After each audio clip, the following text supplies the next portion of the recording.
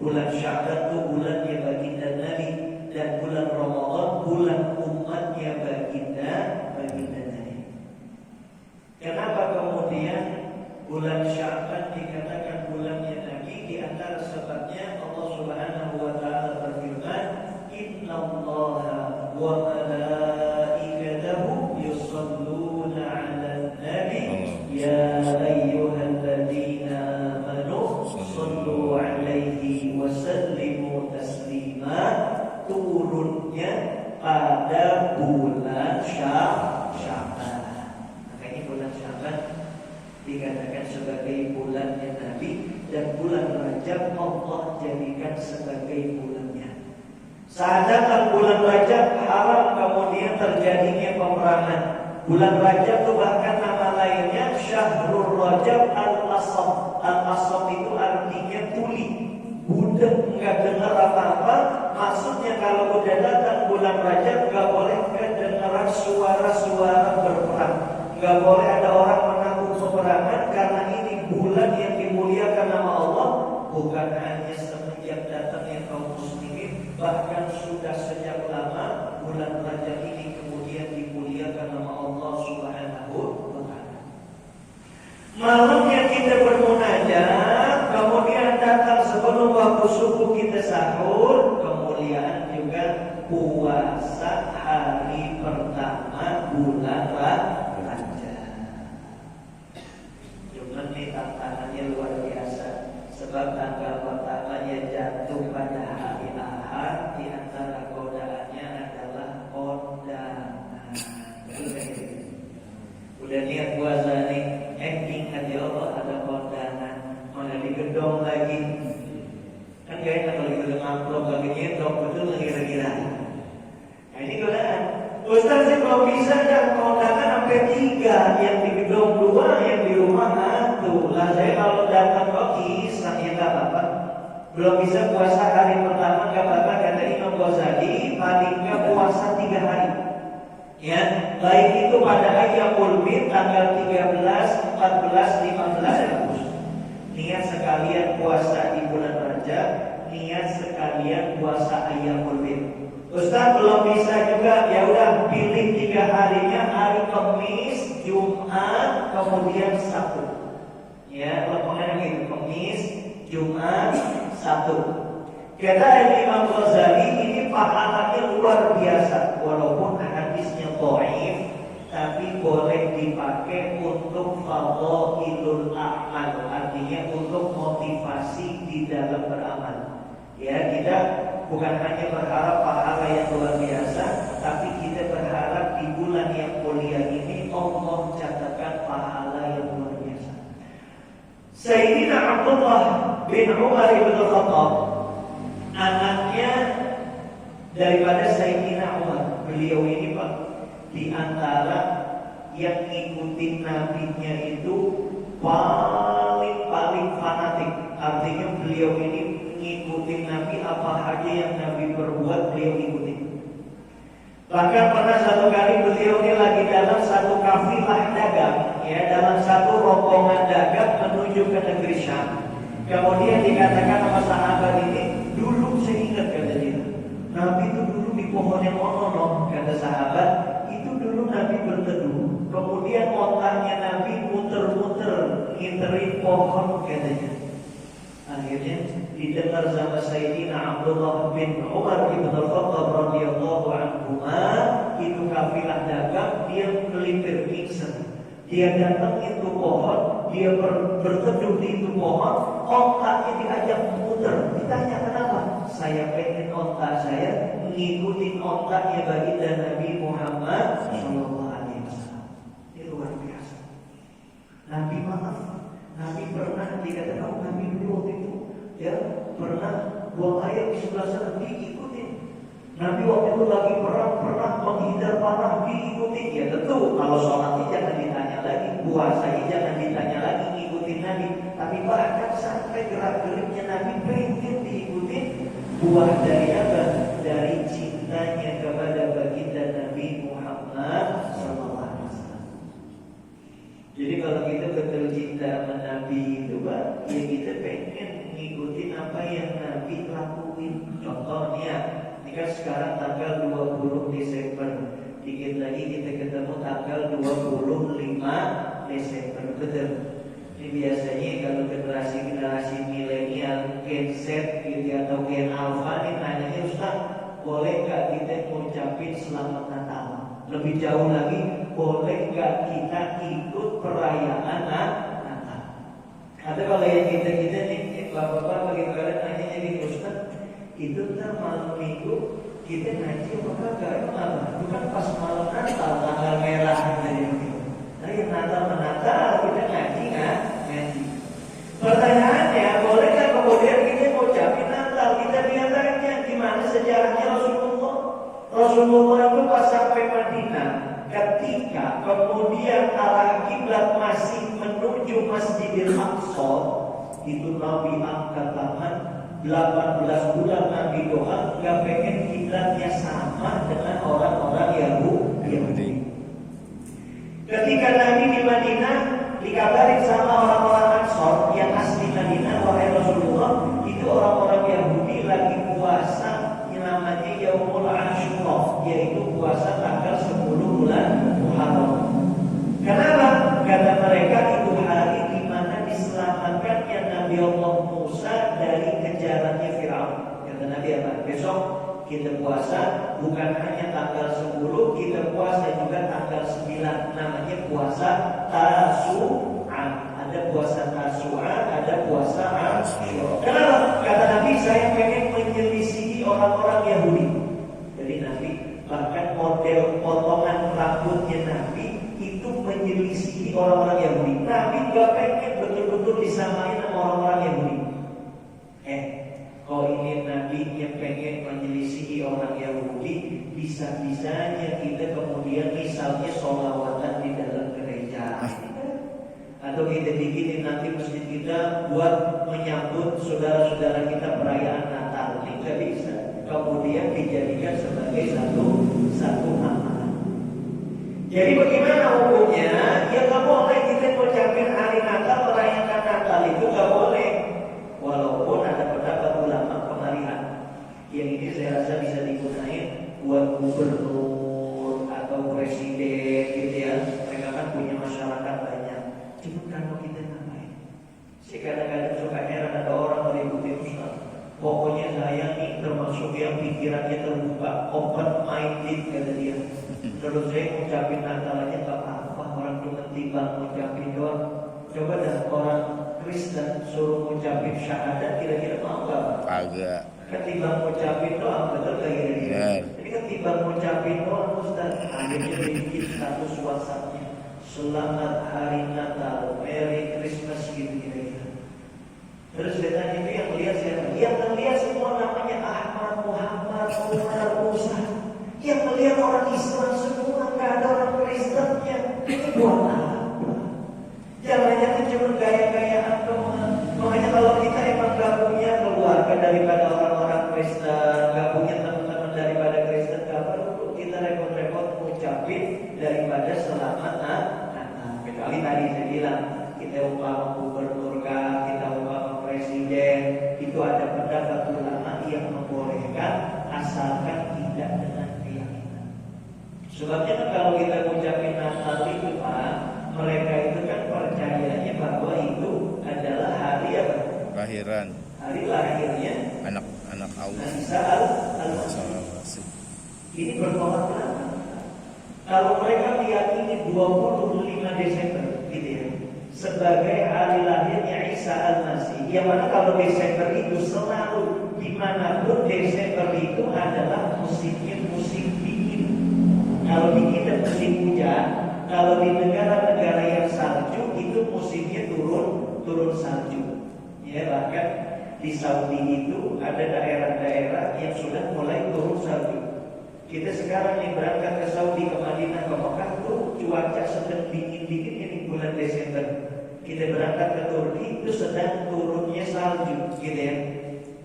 Bahkan di Yordan yang dekat dengan Palestina atau Baitul Laham, ya Bethlehem, itu juga daerahnya dingin. Bahkan di Yordan sendiri itu sedang turun salju. Sekarang kita kalau kemudian mengatakan selamat Natal sekaligus kita percaya Nabi Isa lahir pada tanggal tersebut, ini bertolak belakang dengan yang dikisahkan di dalam Al-Quran.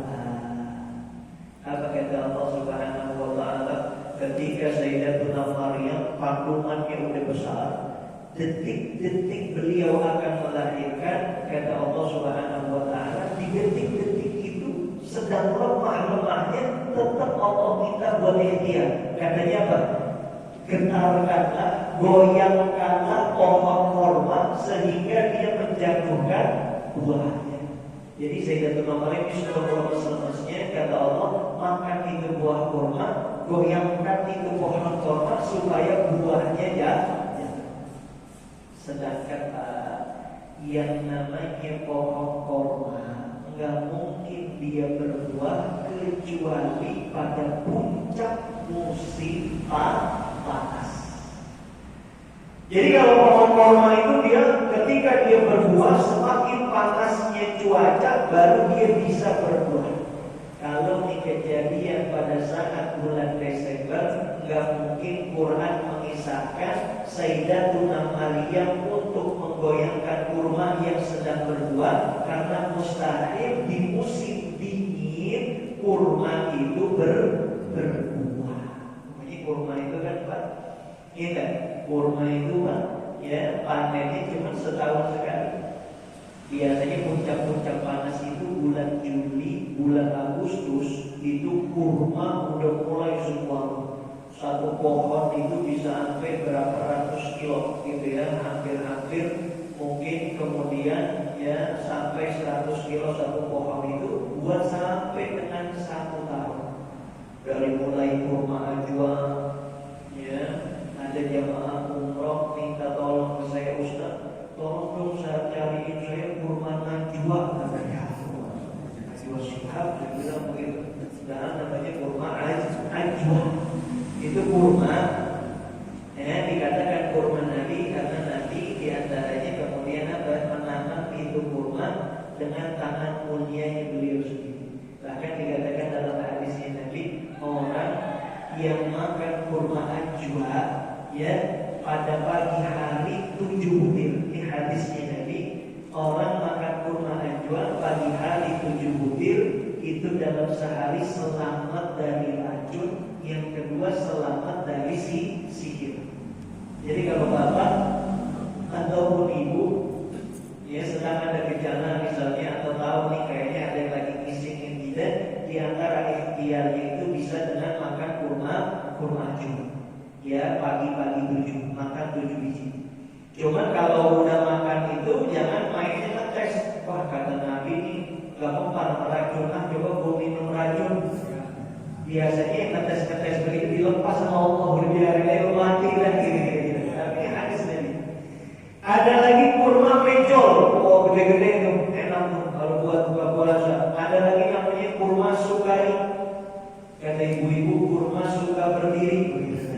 Ini paling enak buat teteh, itu warnanya coklat. Kalau kurma ajwa warnanya hitam, rasanya ya walaupun manis nggak manis banget. Makanya ini bagus kurma ajwa itu diantaranya buat pengobatan. Dokter-dokter itu seringkali kemudian menyarankan mengganti daripada sarapan kita itu dengan kurma. Bahkan disunahkan ya dalam buka puasa itu yang paling utama makan kurma. Kenapa? Karena glukosa ya gulanya yang terdapat di kurma itu mampu menggantikan energi kita yang hilang selama sehari. Ya bahkan kata para dokter itu, 1 butir yang kurma itu ya 3 butir yang kurma itu setara dengan nasi semangkok. Cuma kan kalau orang kita yang namanya belum kena nasi mah belum makan. Ini gorengan bakwan udah 2, risol 1, pastel 1, lontong 1, ditanya udah makan belum makan katanya. Kalau orang kita mau makan udah pakai nasi. Saya tinggal di Madinah itu kan, kalau Bapak sekarang juga cari itu kalau di Madinah, bahkan di negara-negara tetangga ya, negara-negara tetangga itu, contohnya Madinah misalnya, kemudian contohnya lagi Turki dan seterusnya, itu kalau pagi-pagi kita mau nyari sarapan nasi nggak bakal ketemu. Karena di Madinah khususnya di Mekah ya, di Saudi itu baru ada nasi kalau udah dekat jam makan siang. Ya jam 9, jam 11, jam 12. Karena memang nasi itu menunya makan siang. Itu kalau pagi paling-paling kita dapat namanya tapis. Tapis itu kayak di sini kayak roti canai, cuma dia lebih besar dan lebih kaku gitu ya, namanya tapis. Itu dicocol-cocol sama kacang, ya namanya full atau pakai madu, pakai keju itu pagi-pagi. Nggak ketemu, ya kita nyari kemudian nasi. Ustaz, tapi saya umroh pagi-pagi makannya nasi. Itu memang buat orang Indonesia loh. Disiapin sama catering Indonesia. Kalau kita keluar nyari nasi nggak ada. Coba kalau kita pergi ke Indonesia di kampung kita, nasi dari mulai warna kuning ada, betul lagi kira. Nasi uduk ada, nasi kebul ada, nasi kebuli ada, ya lontong juga ada, bubur juga ada, semua nasi. Alhamdulillah, ya, ini di antara budaya kita, warisan kita semua. Baik, saudara hadirin yang dimuliakan Allah Subhanahu wa taala, itu tadi bicara tanggal 25. Jadi bagi kita, saya sendiri alhamdulillah, ya walaupun tetangga saya persis nempel ke rumah saya, ya itu ada orang Cina, dia ini Kristen. Gitu. Saya nggak ada urusan kalau dia lagi datang-datang. Tapi kalau lagi lebaran, kita biasanya orang Betawi bawa bawaan gitu ya, nasi siram, nasi apa namanya, nasi kue begitu kita kasih. Begitu juga lagi hari raya Idul Adha, begini Pak. Ya kalau Bapak dengerin penjelasan fikih itu saklek Pak, gitu ya. Fikih itu memang bicaranya halal, haram, mubah, makruh, sunnah gitu. Dalam mazhab kita Imam Syafi'i, yang namanya daging kurban, selagi masih ada kaum muslimin di sekitar kita semua, itu daging korban yang memang dipotong niatnya buat korban, itu haram hukumnya dikasih kepada non muslim. Gak boleh dikasih sama orang kafir, karena memang ini bagian dari syiarnya agama Islam buat orang Islam. Baik. Ya udah kalau gitu Ustaz, karena emang nggak boleh ya, sama Islam nggak boleh, dia bawa pulang tuh daging Pak. Kemudian dia bikin sate, dia bikin sop, dia bikin semuanya. Wanginya kecium sama tetangga gitu Pak. Kata dia rasain loh, kalau boleh gua ngasih, kata dia begitu. Padahal kan bisa. Dia pulang bawa tuh daging, sisihin duit dikit, dia beli daging di pasar. Atau dia beli sate, walaupun nyari tukang sate lagi hari raya Idul Adha susahnya bukan main, betul nggak kira-kira? Pada pulang semua tuh. Tapi bukan artinya kita nggak bagi, lalu kemudian kita biarin tetangga kita nyium baunya doang. Kayaknya kata Nabi kalau kita masak sop, masaklah airnya yang banyak, biar bisa ngasih ke tetangga. Bener aja, tetangga dikasih airnya doang makanya. Saudara hadirin yang dimuliakan Allah Subhanahu wa taala, kemudian kan di antara kemuliaannya bulan Rajab ini yaitu adanya peristiwa luar biasa daripada Al-Isra wal Mi'raj, yang mana ini difirmankan oleh Allah Subhanahu wa taala, kata Allah Subhanallazi asra bi 'abdihi lailan minal masjidil haram ilal masjidil aqsa. Walaupun ulama berbeda tentang tanggalnya, tapi kejadiannya ini diceritakan di dalam Al-Quran. Dan kita Ahlus Sunnah wal Jamaah punya riwayat yang kuat bahwa Isra Mi'raj itu terjadinya bulan Rajab, yaitu pada tanggal 27 Rajab. Dan ini kan bukan peristiwa yang kemudian biasa, ini peristiwa yang amat sangat luar biasa. Bahkan sampai hari kiamat itu gak bakal bisa dinalar oleh logika. Dulu Isra dan Mi'raj. Isra itu kan perjalanannya lurus begini Pak. Mi'raj itu perjalanannya ke atas. Ini kan juga punya nilai bahwa kita dalam hidup itu bukan hanya hubungan kita kepada Allah, tapi hubungan ke samping. Bukan hanya hablum minallah, tapi juga hablum minannas. Jadi Rasulullah itu bukan dari Mekah langsung ke atas, tapi nyamping dulu, itu namanya Isra. Baru naik ke atas namanya Mi'raj.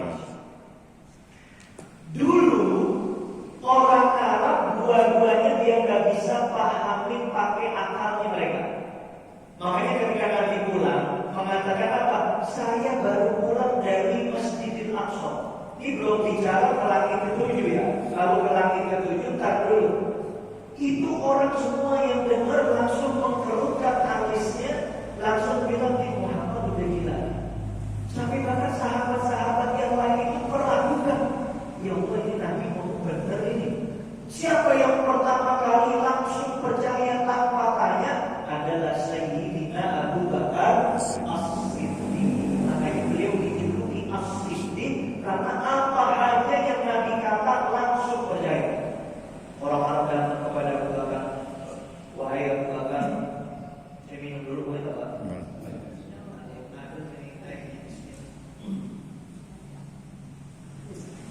Besok puasa soal ini ya, nggak bisa minum teh begini ya.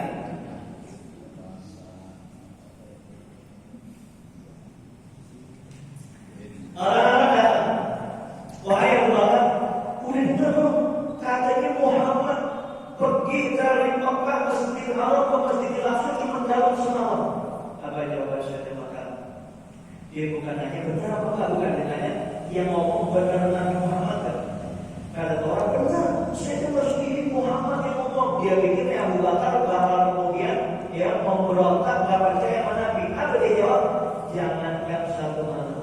Kalau Muhammad Rasulullah mengatakan hanya dengan sekedip mata dari Masjidil Haram ke Masjidil Aqsa, aku akan percaya semua yang dikatakan oleh Nabi Muhammad. Makanya dikasih gelar As-Siddiq, yang paling percaya apapun yang Nabi sampaikan. Itu orang dulu nggak bisa mengerti dari Masjidil Haram ke Masjidil Aqsa cuma dalam satu malam. Karena menurut mereka pada masa itu orang dari Mekah ke negeri Syam itu umumnya 2 bulan, paling cepat banget sebulan naik onta. Kok bisa ada orang ngomong dari Mekah ke negeri Syam cuma 1 malam? Itu orang dulu ngetawain itu Nabi Muhammad. Mereka ketawa terbahak-bahak mengatakan itu hal yang mustahil, nggak bisa dilakuin. Coba kalau tuh orang-orang Arab jahiliyah hidup pada masa kita sekarang lah, dari Jeddah menuju kepada Yordania atau dari Jeddah menuju kepada Palestina, dari Mekah menuju ke negeri Syam cuma 1,5 jam naik pesawat. Itu orang dulu gak bakal bisa ngerti. Kalau kita ngerti, oh iya aja, ini aja pesawat buatan manusia bisa nganterin dari Mekah, dari Jeddah, di bandara Jeddah menuju ke Yordania negeri Syam cuma dalam hitungan 1,5 jam. Apalagi ciptaannya Allah, kendaraannya Rasulullah, namanya siapa? Buraq. Buraq itu katanya sejauh mata memandang itu langkahnya langsung sampai. Itu saking luar biasa nih bro. Tapi peristiwa Mi'raj sampai hari kiamat gak akan bisa dinalar oleh logika. Kelihatannya teknologi secanggih apapun gak bisa memahami perjalanan Rasulullah dari langit pertama sampai dengan langit ketujuh. Makanya peristiwa Isra wal Mi'raj ini adalah peristiwa yang menguji iman kita kepada baginda Nabi Muhammad sallallahu alaihi wasallam. Kalau kita yang terbiasa apa-apa harus masuk akal, apa-apa harus masuk logika, ya bakal bisa. Kita cuma bisa berhenti pada peristiwa Al-Isra minal Masjidil Haram ilal Masjidil Aqsa. Sekarang udah ketemu jawabannya. Kalau dulu Rasulullah ngomong pakai buraq, sekarang orang pakai pesawat, siapa hanya bisa 1,5 jam, nggak usah 1 malam, 1,5 jam. Tapi peristiwa Mi'raj itu akan menjadi ujian keimanan bagi kaum muslimin sampai hari kiamat. Kita kira-kira percaya nggak omongan Nabi?